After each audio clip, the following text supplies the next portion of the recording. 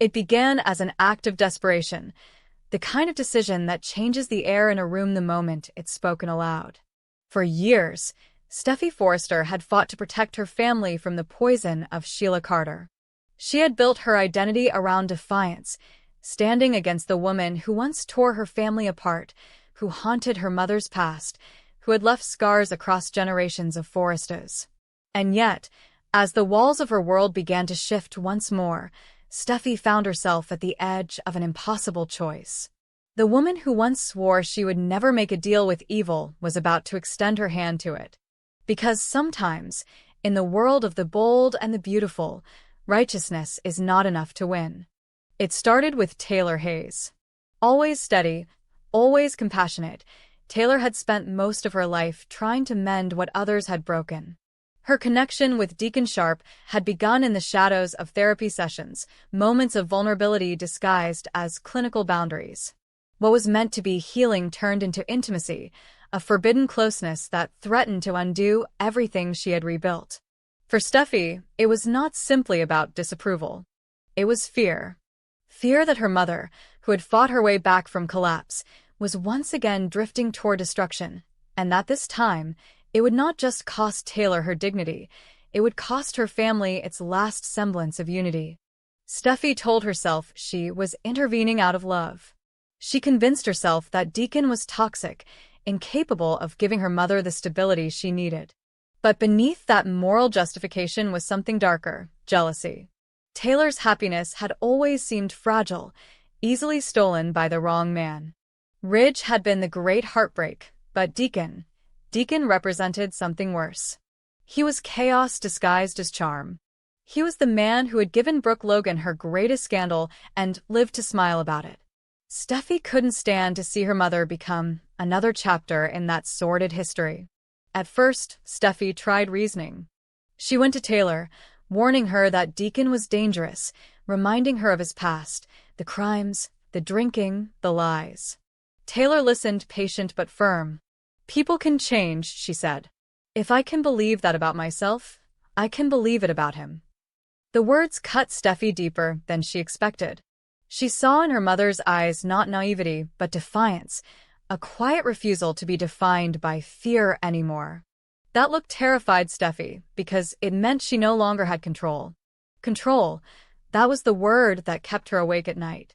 For years, she had managed her family like a general overseeing a fragile peace treaty. Every decision, every alliance, every betrayal, she had balanced on her shoulders. But Taylor and Deacon's relationship was a variable she could not calculate, a storm she could not redirect. And that was when the unthinkable idea took root. Sheila Carter. The name itself was poison. Every instinct told Steffy to stay away. Sheila had shot her husband, manipulated her father, terrorized her family, and nearly destroyed her sanity. But Sheila was also cunning, persuasive, and, more importantly, capable of influencing Deacon in ways no one else could. The idea came like a whisper at first, vile, absurd, but seductive in its logic.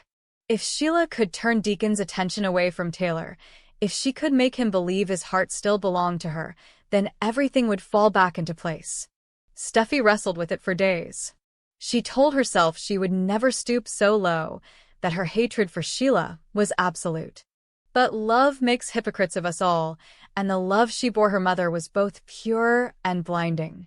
One night, after a particularly heated argument with Taylor, who accused her of trying to control her life, Steffy found herself driving to a place she had sworn she'd never return to, Sheila's apartment.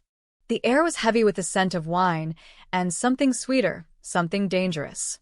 Sheila opened the door with that unnerving smile, the kind that always looked like it was hiding a knife. "Well," she purred, "if it isn't my favorite enemy." Steffy didn't answer right away.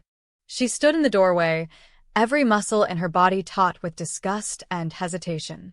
"I need your help," she said finally, the words tasting like ash in her mouth. Sheila's eyes gleamed. "My help," she repeated, feigning surprise. "Now that's interesting." It took an hour for Steffy to explain, though she left out just enough truth to make herself feel less dirty. She framed it as concern for Taylor's mental well-being, as an intervention meant to protect her family's legacy. But both women knew the truth. This was about power. Steffy wanted control, and Sheila wanted relevance. Together, they could get both. The plan was simple, at least in theory. Sheila would reinsert herself into Deacon's life, subtly at first, rekindling his affection, preying on his guilt, reminding him of the connection they once shared. Deacon, ever the man of divided loyalties, would crumble. And when he did, Taylor would walk away, heartbroken but safe. Sheila, of course, wanted more than a favor.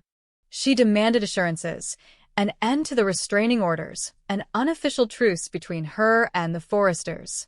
Steffy hesitated, but in her desperation, she agreed. It was a deal with the devil, sealed not with a handshake but with silence. Over the next few weeks, Sheila played her part flawlessly. She appeared at Il Giardino late at night, always after closing, bringing takeout and stories from the old days. Deacon resisted at first, suspicious of her sudden affection. But Sheila knew his weaknesses: loneliness, nostalgia, the belief that no one else truly saw him. She reminded him that she had stood by him when everyone else turned away, that she understood him in ways Taylor never could. Slowly, she began to rebuild the web. When seduction failed, she escalated. One evening, with trembling hands and false tears, she told Deacon she was pregnant. The words landed like a bomb. For a man who had spent his life making bad choices, this one felt biblical. He wanted to believe her, needed to believe her. The idea of being a father again, of rewriting his own redemption story, was intoxicating. Taylor's warmth began to fade from his mind, replaced by panic and obligation. Steffy watched it all unfold from a distance, feeding information to Sheila in coded messages, always careful to keep her fingerprints off the crime. Each time she saw her mother, she acted sympathetic, pretending to comfort her when Taylor confessed that Deacon had grown distant. "Maybe he's scared," Steffy would say, her tone perfectly calibrated. "Maybe he's not ready for something real." Inside, she felt both relief and guilt, emotions tangled like vines she could no longer separate. But no secret stays buried in Los Angeles for long. The first crack appeared when Finn noticed his wife's sudden mood swings, the way she flinched every time Sheila's name came up. "What's going on?" he asked one night, his voice gentle but suspicious. Steffy brushed him off, saying it was work stress. But Finn, a doctor trained to read the smallest signs of deception, knew better.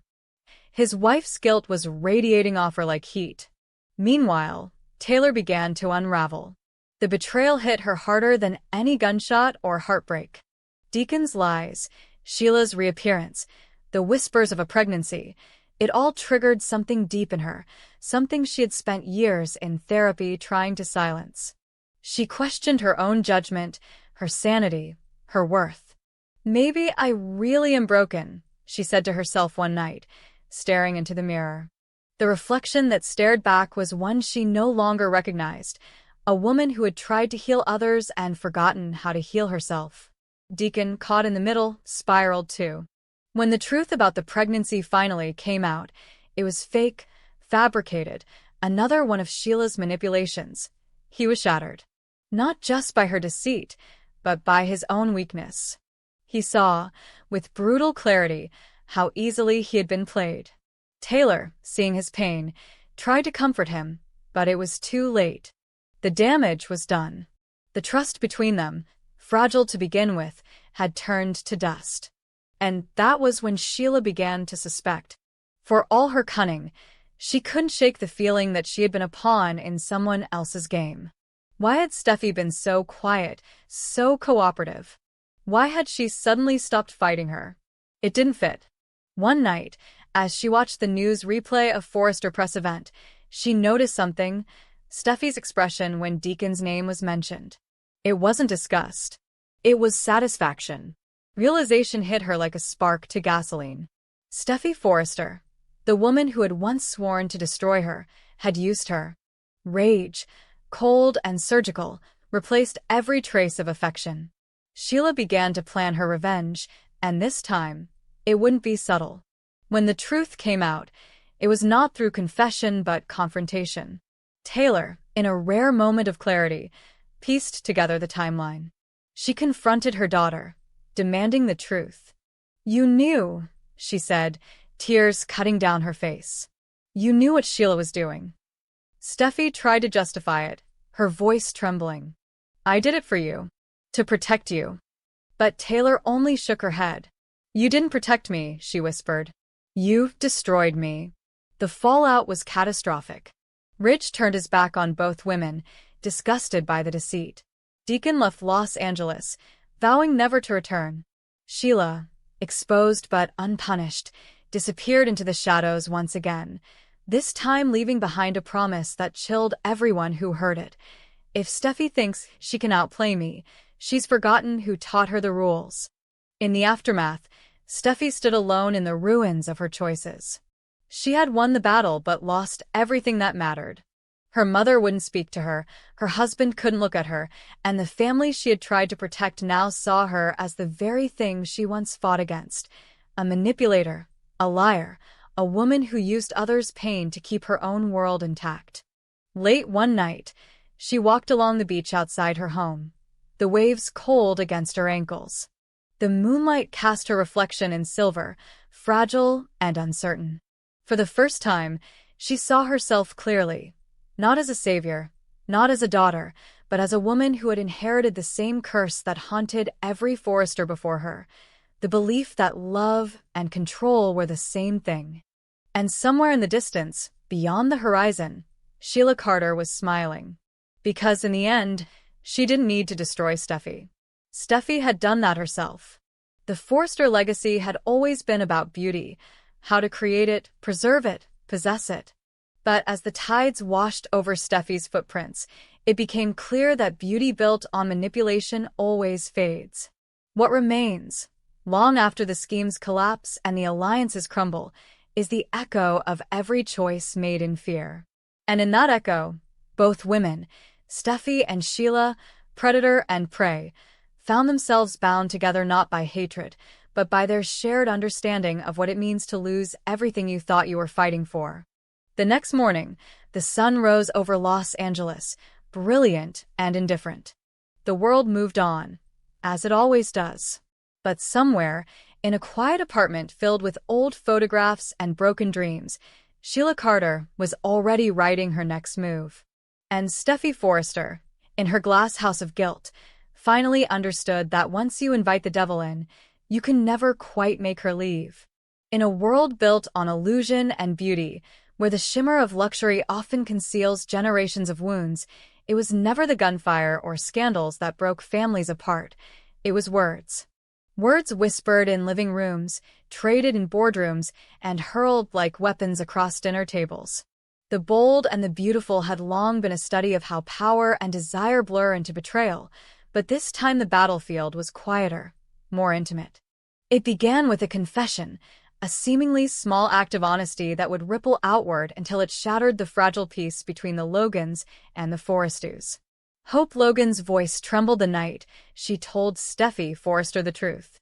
They had agreed, not long ago, to a fragile truce, a kind of uneasy peace meant to protect their families from further damage.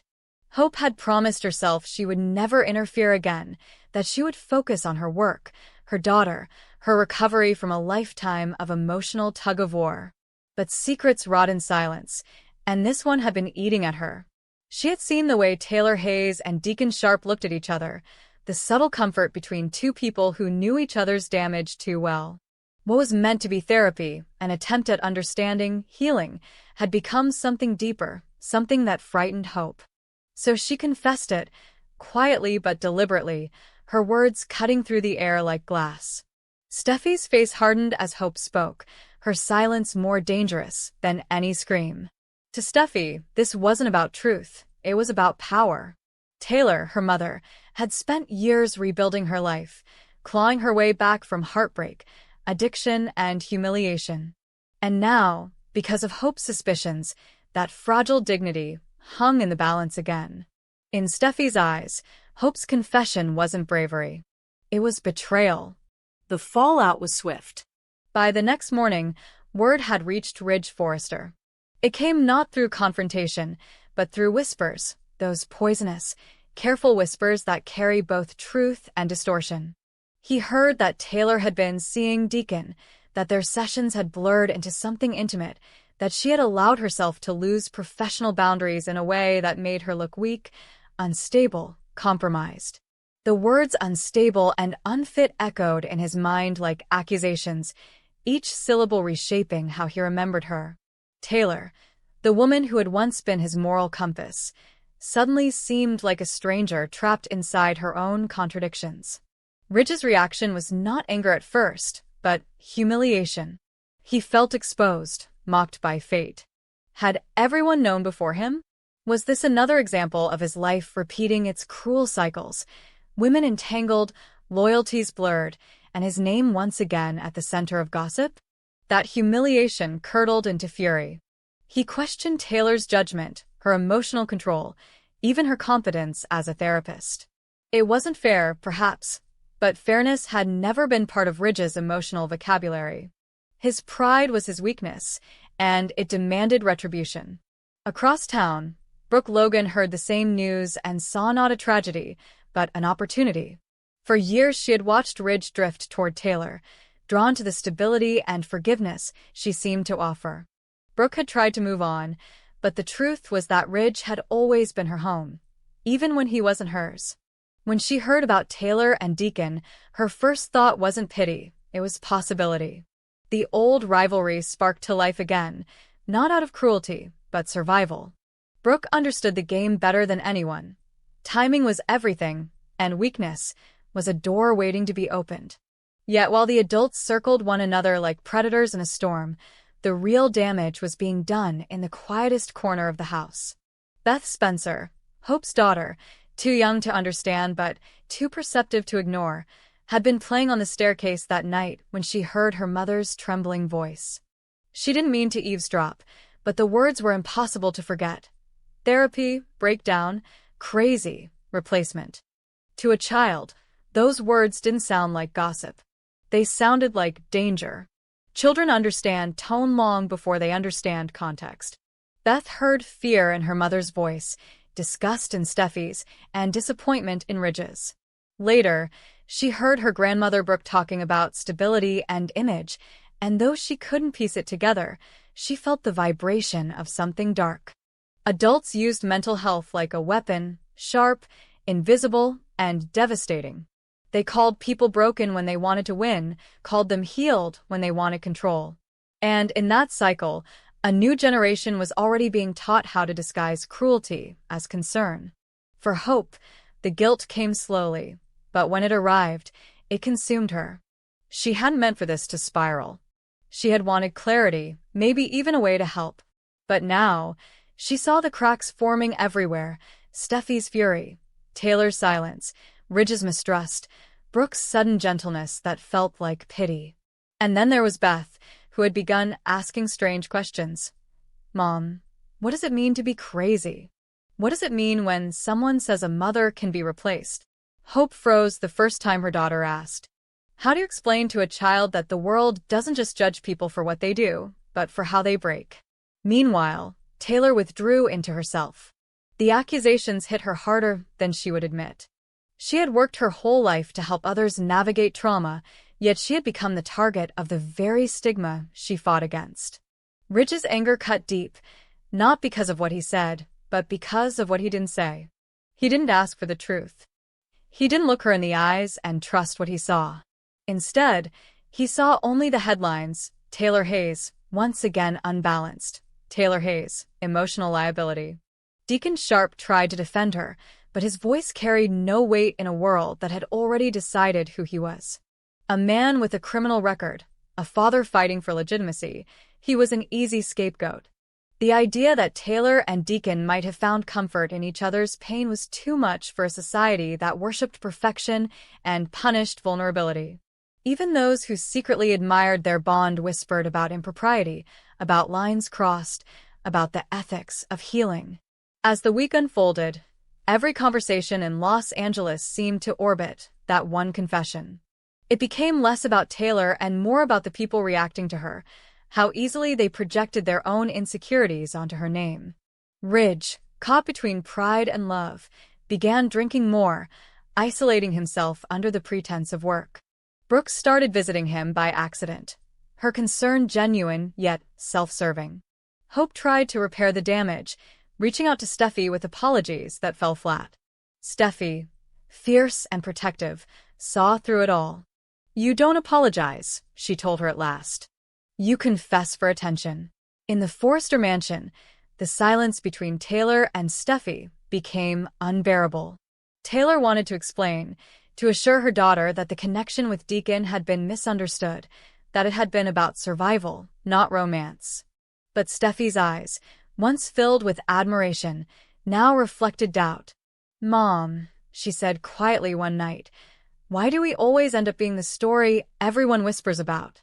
Taylor didn't answer because the truth was that she didn't know. Perhaps it was fate. Perhaps it was the price of living in a family that turned pain into spectacle. Brooke, for all her triumph, found herself haunted too. She couldn't shake the look on Taylor's face when she passed her at Forrester Creations, the quiet devastation behind the practiced smile.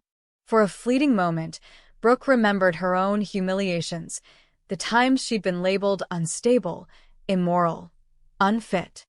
She remembered how Ridge had once looked at her the same way he now looked at Taylor, with judgment disguised as disappointment.